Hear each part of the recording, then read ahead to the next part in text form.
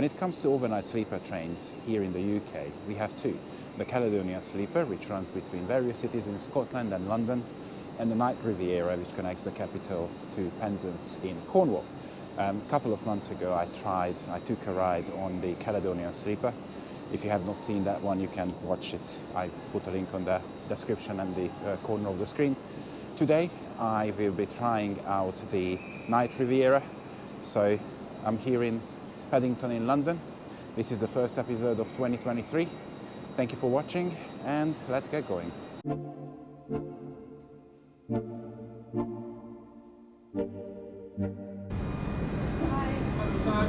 Hello.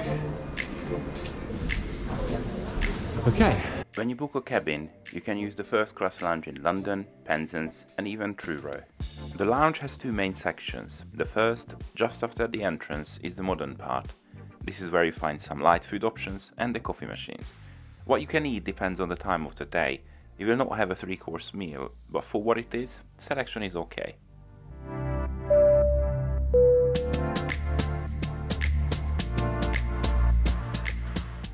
Once you get your food and drink, I recommend you walk to the back part. It is housed in what was Queen Victoria's royal waiting room during her reign, and even includes a preserved panel from the 1800s. There is plenty of space to relax or do some work while you wait, and they offer free Wi-Fi too, but you have to register to use it, and they ask for all personal data. Seems a bit unnecessary. The Night Riviera uses platform number 1, which is just outside the lounge. You can board from 10:30 and the staff in the lounge make an announcement once the train is ready.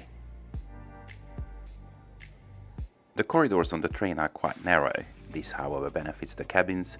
My room for the night was coach E, room 17/18. Once you board, you are greeted by a member of staff. They normally check your ticket and give you a tour around the room if needed, and they also take your breakfast order. 1718, so you've got your rail pass, I'll just scan that one. Perfect. Coach C, that's open all night, so there's tables and chairs, there's a bar down there, complimentary drinks and snacks down there as well. Okay. Bacon roll, porridge, pastry or breakfast box? Bacon roll for me, please. You can also use the first class lounge when you arrive in Penzance. Yes. So that's open on arrival. There are showers there as well, so if you wanted to book a shower, just need to take your details and get you in one of the slots if you wanted to use them. If not, then we would like to, yes. yeah, of course you can, yeah. Okay, all done for you. Thank you ever so much. Thank you, have a nice night. Thank you, take care. I went and checked out the lounge car before departure. It is restricted to passengers who booked cabins. It looks very modern and offers a lot of space. There are all types of seats, some with power sockets and USB ports. There is a sofa and even some bar stools. Mind you, even though they look nice, these are very uncomfortable. The bar offers complimentary drinks and snacks. There are some items you have to pay for, however, and alcohol is also an extra charge. There is Wi-Fi on board, however it was really slow throughout.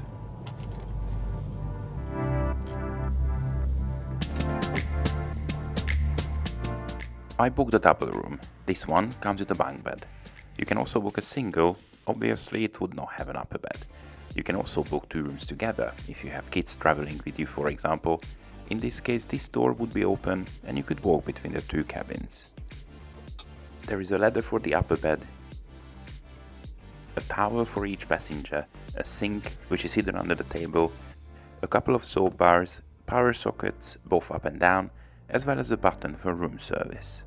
Each room also has its own individual temperature control. The room, even though it's quite small, feels very modern, light and is comfortable. There is also a small storage for jackets, but the bags have to go under the bed. Finally, you have a blind on each window. There are no toilets in the rooms. However, you have a couple of smaller airliner-style toilets in one, and a bigger, full-size washroom on the other end of each carriage. At exactly midnight, the train left the station for its just over 8-hour journey to Cornwall.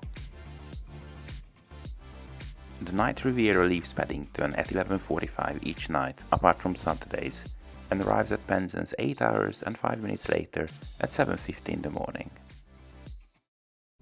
So the bed is quite comfortable. I'm 6'1" and in terms of legroom it's absolutely fine. What may be or can be an issue is the width. So if you are a single traveler, I do recommend sleeping on the top bunk.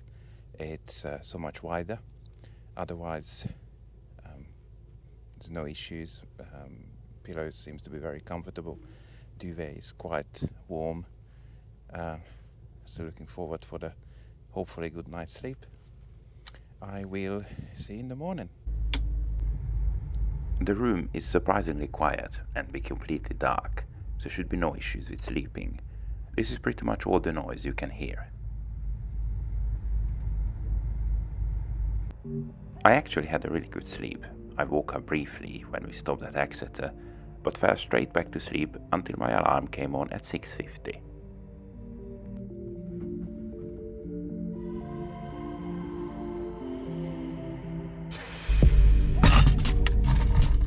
Breakfast is served in the room at the time you request. It is advertised as a light breakfast, and it is indeed just something to start your day with.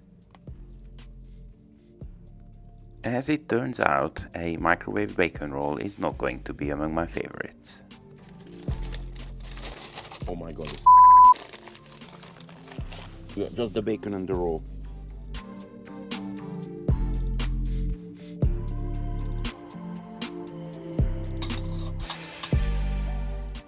St. Michael's Mount is just a few miles away from Penzance, so it was a sign we were arriving to the final station of the journey. We actually arrived about 10 minutes ahead of schedule. Time to say bye to the room and get off the train.